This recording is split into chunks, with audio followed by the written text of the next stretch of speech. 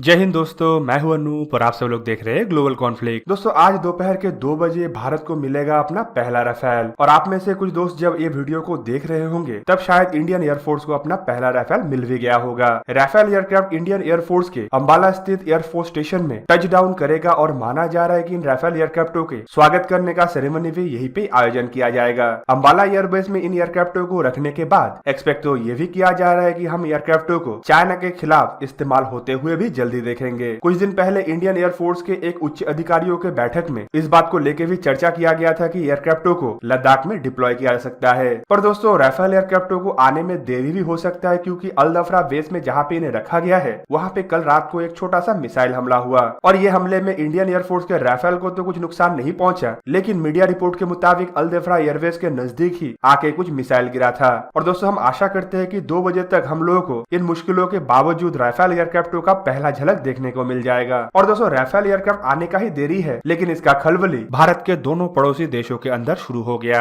China के अंदर तो इसका खलबली इतना ज्यादा है कि चाइनीज एयरफोर्स को समझ में ही नहीं आ रहा है कि चाइना का कौन सा एयरक्राफ्ट राफेल का सामना करने के लिए थोड़ा बहुत भी तैयार है। चाइनीज बेड़े में J-10 से शुरू करके J-20 तक जो भी एयरक्राफ्ट है, चाइना बार बार उन एयरक्राफ्टों की तरफ देख रहा है और सोच रहा है कि कैसे राफेल का सामना किया जा पाए। और दोस्तों इस दरमियान सुनने को ये भी आ रहा है कि चाइना अपने इन एयरक्राफ्टों में से सबसे बेहतरीन एयरक्राफ्ट को और बेहतरीन करने के लिए भी प्रयास कर रहा है। मतलब J-20 एयरक्राफ्टों को चाइना की तरफ से और मजबूत बनाने के लिए काम शुरू किया जा सकता है, जिसके लिए चाइना रशिया का मदद भी मांग रहा है। हाल ही में आप लोग सुने होंगे कि चाइना की तरफ से J-20 एयरक्राफ्ट के J-20B को दुनिया के सामने जल्द से जल्द लाने का बात कहा गया है, जिनमें चाइना की तरफ से ही बनाया हुआ इंजनों का इस्तेमाल किया जाएगा। पर दोस्तों ये तो खाली एक ट्रेलर है, क्योंकि जब 36 का 36 राफेल इंडियन एयरफोर्स में आ जाएगा तो आपको असल फिल्म देखने का मौका मिलेगा। दोस्तों हाल ही के दिनों में चाइना की तरफ से एक रिपोर्ट को जारी करते हुए बताया गया है कि चाइना द्वारा अपने J-20 एयरक्राफ्टों को और ज्यादा स्टेल्थर और ज्यादा मजबूत करने के लिए रशिया की तरफ से मदद का एक्सपेक्टेशन किया जा रहा है। चाइना चाहता है कि रशिया इन एयरक्राफ्टों को मॉडिफाई करने के लिए मदद करे ताकि इन बेकार एयरक्राफ्टों को थोड़ा बहुत काम में इस्तेमाल किया जा पाए। आप सबको पता ही होगा कि चाइना किस तरीके से चोरी का टेक्निक इस्तेमाल करके J-20 एयरक्राफ्टों को डेवलप किया है और अमेरिका के F-22 और F-35 टेक्नोलॉजी को चुराने का प्रयास किया था। पर चाइना जितना भी चुरा ले, इसमें चाइना को इतना ज्यादा महारत नहीं हासिल हुआ कि ये थोड़ा बहुत F-22 के आसपास भी भटक पाए। चाइना की तरफ से F-22 जैसे ही इसका फ्रंटल डिजाइन करने का कोशिश किया गया था, लेकिन स्टेल्थ के मामले में चाइना इसमें मात खा गया। जबकि पिछले साल ही चाइना की तरफ से एक रिपोर्ट जारी किया गया कि चाइनीज एयरफोर्स में J-20 के 50 एयरक्राफ्टों को शामिल कर लिया गया, लेकिन इस साल उसका पोल खुल चुका है और चाइना की तरफ से एयरक्राफ्टों के इंजनों को लेकर अपना ही रिपोर्ट को झुटला दिया गया और कहा गया कि चाइना के पास फिलहाल इन एयरक्राफ्टों में इस्तेमाल करने के लिए कोई भी इंजन नहीं है। दोस्तों इवन एक रिसेंट घटना के बारे में आपको बता देता हूँ, जिसे सुन के भी आपको पता चलेगा कि चाइना J-20 एयरक्राफ्टों को लेकर कितना ज्यादा प्रिपेयर है। हाल ही के दिनों में आप लोग सुने होंगे कि defence minister Rajnath Singh victory day parade attend करने रशिया के दौरे पे गए थे, जहाँ पे इंडिया और रशिया के बीच में बहुत सारे डिफेंस डीलों के ऊपर हस्ताक्षर हुआ था। और दोस्तों उस समय चाइना के डिफेंस मिनिस्टर भी रशिया के दौरे पे थे और उस समय चाइना और रशिया के बीच में फाइटर एयरक्राफ्टों के इंजनों को लेकर ही बातचीत हुआ।